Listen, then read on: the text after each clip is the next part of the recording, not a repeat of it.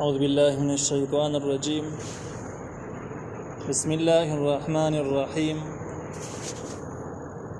وإلى مدين أخاهم شعيبا قال يا قوم اعبدوا الله ما لكم من إله غيره قد جاءتكم بينة من ربكم فأوفوا الكيل والميزان ولا تبخسوا الناس أشياءهم ولا تفسدوا في الأرض بعد إصلاحها ذلكم خير لكم إن كنتم مؤمنين. سورة الأعراف 85 نمبر آیت. په دې 85 نمبر آیات کې د سورة اعراف د انبیاء د واقعاتو چې کومه سلسله روانه و د هغې 5 نمبر واقعه شروع شو. په دې کې الله تعالی وایي چې موږ لېږلی و مدین والاو ته اخاهم ورور د هغوی شعیبا چې شعیب علیه السلام. مدین چې کوم دی نو دا د ابراهیم علیه السلام په زامنو کې د یو کس نوم دی او دغه مدین بیا چې کومې علاقې ته تللی دی ورته کې وخت تېر کړی دی.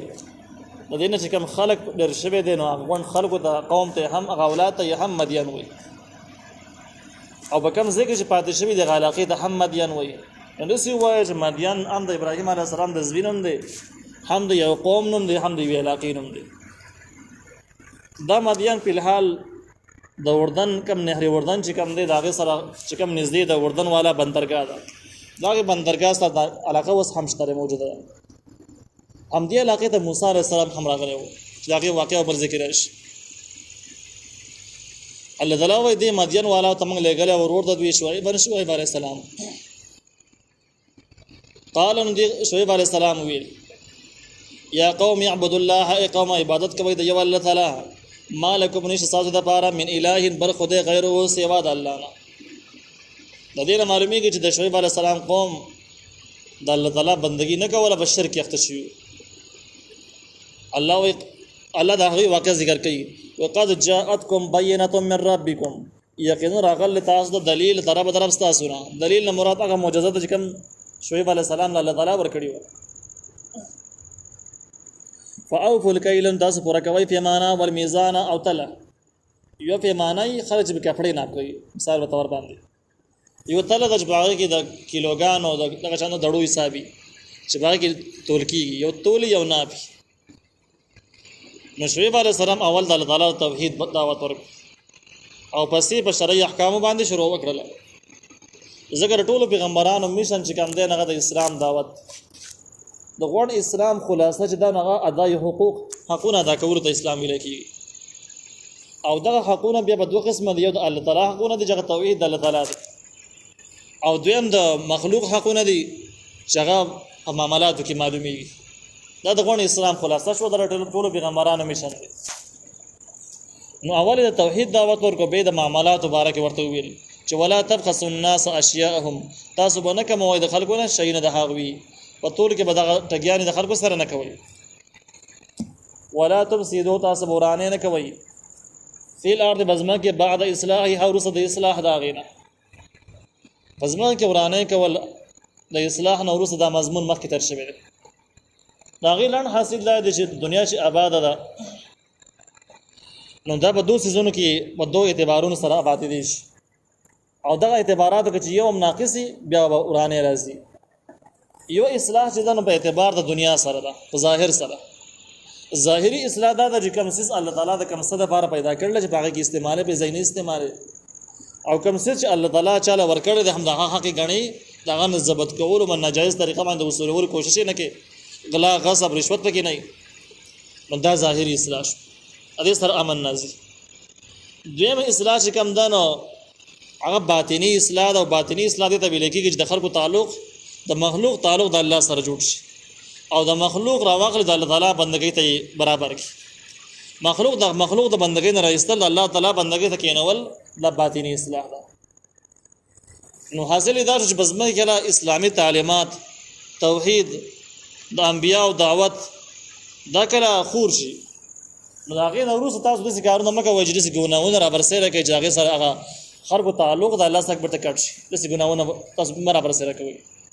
دغه شان ده کې د خلکو حقونو باندې خپې مه ږدئ، د خلکو حقونه په زور باندې مه ضبط کوئ. ذالکم خیر لکم دا غوره دي ستاسو دپاره ان کنتم مؤمنین که تاسو مؤمنان یئ، که تاسو یقین کوئ، که یقین لرئ نو یقین وروسته خبره دا ده چې الله تعالی وزما کې د اصلاح نه وروسته فساد ونه کوي او فساد په دغه طریقه باندې د شرک کفر دا فساد دی د خلکو حقونه وهل د فساد دی چې کوم د اسلام په خلاصه کې موږ دا ذکر وکړو ولا تقعدوا تاسمکینه بكل صراط بحر لارک توعدون تاسو خلق يروي وتصدون تاسو خلق بندوي عن سبيل الله د الله تعالی د لارې توعدون وتصدون د بعض مفسرین رائے دا چې دوه مفهوم یو دی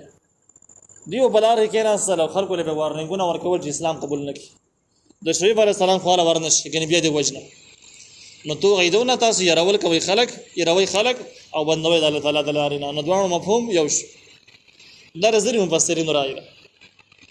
خود اکثر مفسرین رائے ده کم چې معتبر مفسرین دي لکه امام قرطبی رحمه الله ابن کثیر بحر محیط دوی رائے ده چې توعدون ځان له مضمون دي او تصدون ځان له مضمون دي د شعیب علی السلام قوم بلار کوسو کې به چیک پوسټ لګولې وسه په ځای باندې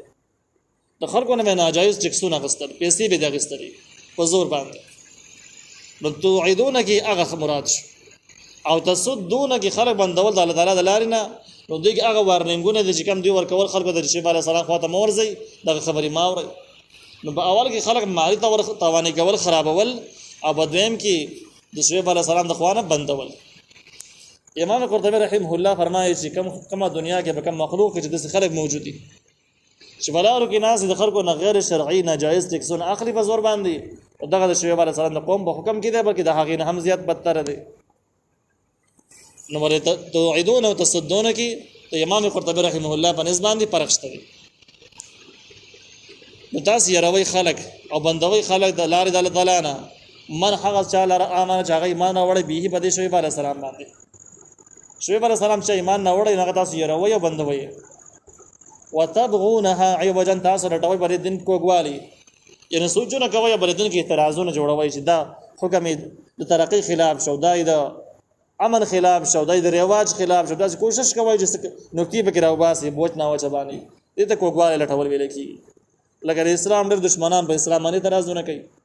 ډېر خلک د صرف باطلی فرقې چې اهل سنت والجماعت په اصول باندې اعتراضونه کوي څوک امام ابو حنیفه رحمه الله باندې اعتراضونه کوي دغه اعتراضونه حقیقت کې اعتراضونه دینه او بس بده دل کوګواله لټای چې خلک بدګمانه شي او د اصلي دین نه واوړي نو د دې قوم یو بل جوړه میداو د خلکو نه ټیکسونه اخیستل او د هغوی د يرول نورسته وایرس کول چې خلک به راغونډاو محفل به جوړولي او په دې محفلو کې به د شعیب علی السلام چې کوم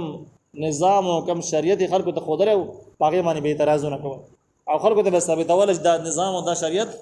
دا قابل عمل نه دی او دا قابل د قبولولو نه دی دا ټیک نه دی نو دا د شعیب علی السلام د قوم جرایم شو واذکروا تعصیات کې نه اذ کنتم باغ وکه جوای تاسو قلیلا لګواله په دوه طریقو باندې کې یا په اعتبار د افراد سره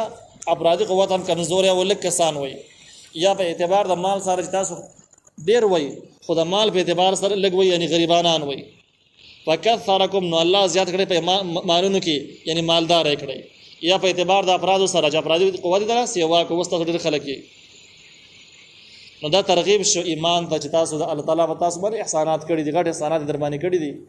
دا احسانات تقاضا ده چې ایمان راوړي وانظروا او تاسو ګورئ کیف کان عاقبت المفسدين چې څنګه انجام دوران کارو خلق هغه خلک د انسانانو د حقونو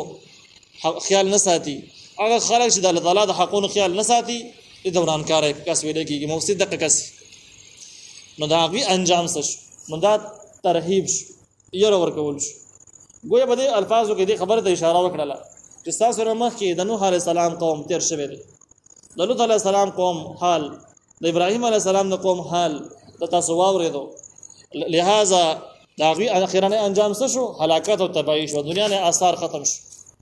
د دومره قوتونو باوجود هغه په دنیا باندې موجود نه دي نو دا یو مستقیل عبرت شو الله تعالی دې ترغیب ورکړي دغه حال ته وګورئ او که تاسو په دغه لار باندې لاړئ نو تاسو نه به هم دغه شان جوړیږي هلاکیږي نو دا ترغیب شو وان كان طائفه منكم اگر چې وای وډال تاسو نه امنو چې ایمان راوړه بالذي په هغه څه باندې اور سیل ته به هیڅ زرا لګل شوی په هغه باندې دا د شعیب علی السلام ویل وطائفتون بل ډله لم یؤمنو چې هغه ایمان نه دراوړي. دا آیت چې کوم دی اثر کې د کافرانو د سوال جواب. کافرانو اعتراض د سکاو چې تاسو وایي چې سړی په شریعت باندې عمل نه کوي او د الله تعالی دین نه مني نو عذاب راځي. نو کافرانو ویل خبره صحیح نه ده. ولې ځکه صحیح نه ده چې بده قوم کې ځنې خلک پتا باندې ایمان لري مسلمانان دي او ځنې خلک یې نه لري خو دواړه ښه مالدار دي خو صحتمند دي ښه برابر دي ښه خوشحاله دي یو پکې خراب نشو. نو معلومیږي دا چې سره دعوا چې د اسلام په مخالفت په وجه باندې عذاب راځي ته موږ یاري دا خبره ول صحیح نه ښکاري دا به صحیح نشو.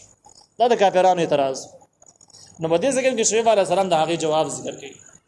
چې اگر چې دا یو ډول تاسو نه چې ایمان راوړل په هغه سبانه چې زبر علی ګل شوی بن مسلمانان دي وطائفتون بل ډله د لم یؤمنو چې ایمان نه دراوړي او تاسو اعتراض کوئ چې دوه یو شانته کې ژوند تیري او دا یو شانته کې ژوند تیرول نه معلومیږي دا چې د اسلام مخالفت د سبب د عذاب نشي کېدل. نو پس بیرو صبر وکړي یعنی په الحال عذاب نه راتل دا د خبره دلیل نه د عذاب په ناراضي دا بچ مکمل کامیاب دي د سینه دا. پس بیرو صبر وکړي حتی تر هغه پورې يحكم الله چې فیصله براولي کې الله تعالی بیننا زمون په منځ کې عملی فیصله. قولی فیصله خو راغله چې کافر پناه حق دی مسلمان په حق دی. عملی فیصله دا چې کافر هلاکی او مسلمان بچ پاتې کی. نو تاسو صبر وکړئ در دې حد پورې چې الله تعالی عملی فیصله راولېږي زمون په منځ کې او کافرانو تاسو خپل سرګ باندې هلاکت هم ویني د مؤمنانو خلاصې هم ویني یا به تفته ولګي. وهو خير الحاکمین. الله تعالی غوړه فیصله کوي.